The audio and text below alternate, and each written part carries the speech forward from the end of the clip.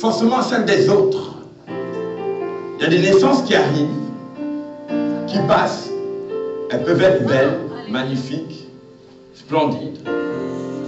Mais Dieu ne s'engage pas là-dedans. Le jour où Dieu s'engage dans une histoire, c'est que c'est une histoire décisive. Une histoire qui doit être bouleversante. Une histoire qui doit changer les codes. Une histoire qui doit changer le cap. Je parle à propos de ce séminaire dont le thème est la renaissance prophétique. Une sainte postérité naîtra pour annoncer des oracles. Qu'a été Moïse? Sinon un personnage oraculaire qui avait la parole pour destituer ce qui a existé pendant 400 ans avant lui. Je parle à quelqu'un. Je ne parle pas à une personne ordinaire. Parce qu'il y a beaucoup de naissances ordinaires. Il y a beaucoup des histoires qui se ressemblent. On aurait pu dire que mais cette coiffure-là, on a déjà vu ça quelque part, on dirait Rihanna. On dirait... ah, mais comment? Jennifer Lopez, ça ressemble à quelque chose du déjà vu. Mais lorsque quelque chose n'a pas encore été, lorsqu'elle n'a pas encore été, elle n'est pas ordinaire. Elle sort du naturel. Elle devient surnaturelle. Elle sort de l'ordinaire, elle devient extraordinaire.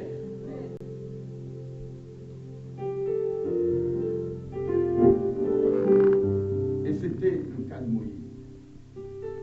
Bien avant Moïse, il y a eu un autre homme. Abraham, qui est le père de la foi, qui est le père des nations. Abraham, avant sa naissance, tout le monde vivait de manière ordinaire. Tout le monde était connecté à leurs désirs, connecté à leurs pensées. Dès qu'Abraham est apparu, la Bible dit il a entendu une voix, l'écho de l'au-delà. Une voix qui lui a dit sors de la maison de ton père et de ta mère et va dans le lieu que je vais t'indiquer. Car de là, je te parlerai. Je parle à quelqu'un qui est né pour émerveiller ce matin. Alléluia.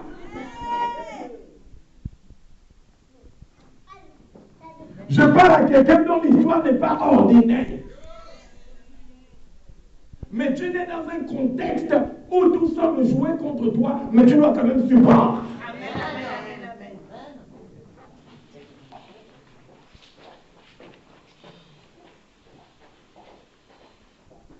Abraham a été le premier prophète.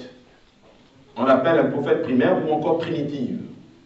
C'est-à-dire celui qui va jeter les bases de celui qui marche avec Dieu, de celui qui entend Dieu.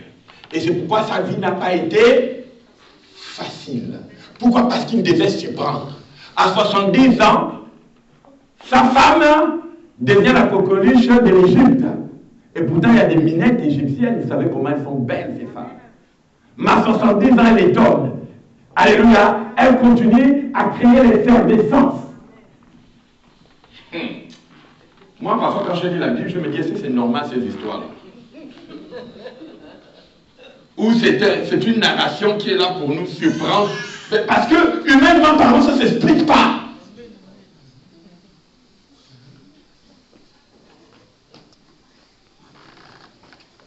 Et la Bible dit, tellement elle était belle, que le roi de l'Égypte a payé la dot à Abraham. Il a réquisitionné Sarah. Certaines personnes disent 7 ans, d'autres disent 14 ans.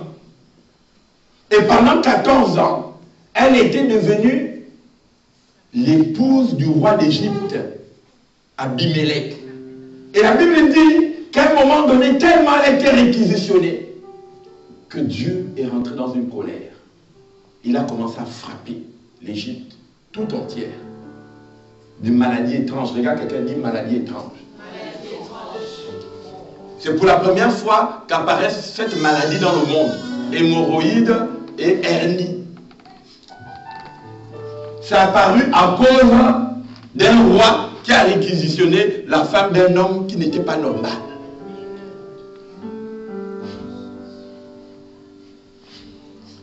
Il y a des gens, on peut te réquisitionner, on peut te confisquer, il n'y aurait rien qui va se faire. On peut même te maltraiter, personne ne va te défendre. On peut te piller, personne ne viendra crier ton droit. Il y a des esprits. Quand vous les attaquez, vous êtes attaqué à un gouvernement invisible. Vous avez un policier sur la route. Il est tout seul. Mais derrière lui, il y a une institution.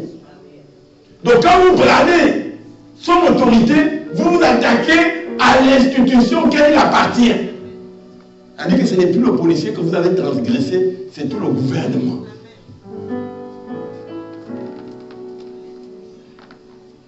C'est pourquoi ce matin, je suis venu te dire qu'il y a une histoire et une renaissance prophétique dans ta vie. Lorsque tu te sentiras acculé, lorsque les situations vont te surpasser, lorsque les épreuves vont grandir, lorsque toi-même tu diras, je suis face à l'épuisement, je ne peux plus me défendre, à ce moment va surgir le gouvernement des gouvernements, le pouvoir des pouvoirs, la puissance des puissances.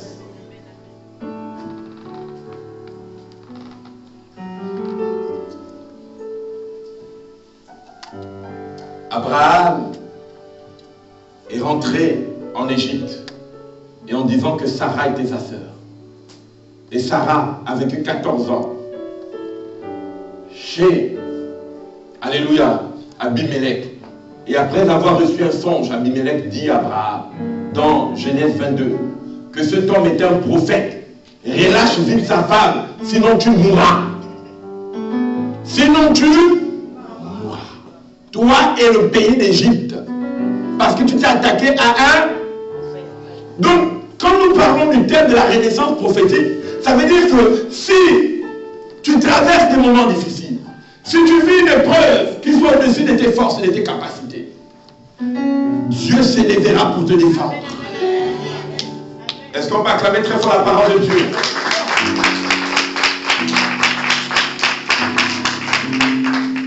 Je suis en train de parler à des hommes et à des femmes qui vont connaître ce matin une renaissance prophétique. Je me situe d'abord dans le contexte. Et quand on parle de renouveau prophétique, ça veut dire l'éclosion, c'est-à-dire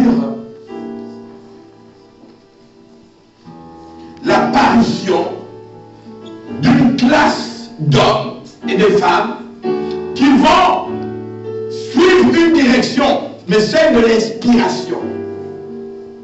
C'est pourquoi on parle de prophétique. Prophétique est rattaché à l'inspiration ou à la révélation.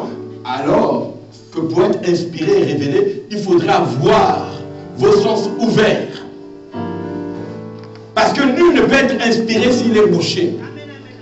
S'il est bouché des oreilles, s'il ne peut pas percevoir, s'il ne peut pas parler.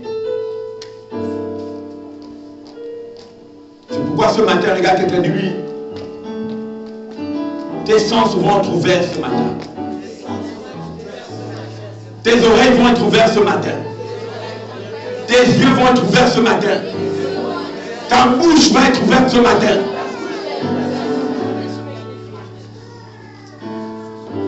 Pas seulement pour s'ouvrir pour ton bonheur, mais pour avoir le bonheur d'entendre Dieu.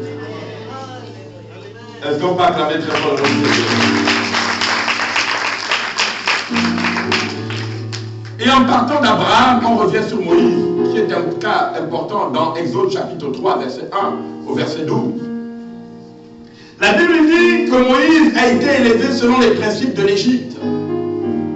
La Bible dit qu'il a été élevé et arraché de sa famille très tôt. Pourquoi? Parce que le peuple israélien israélites ne faisaient naître que des hommes qui étaient incapables d'assumer leur histoire à cette époque. Des hommes qui assumaient l'histoire de la captivité et de l'esclavage.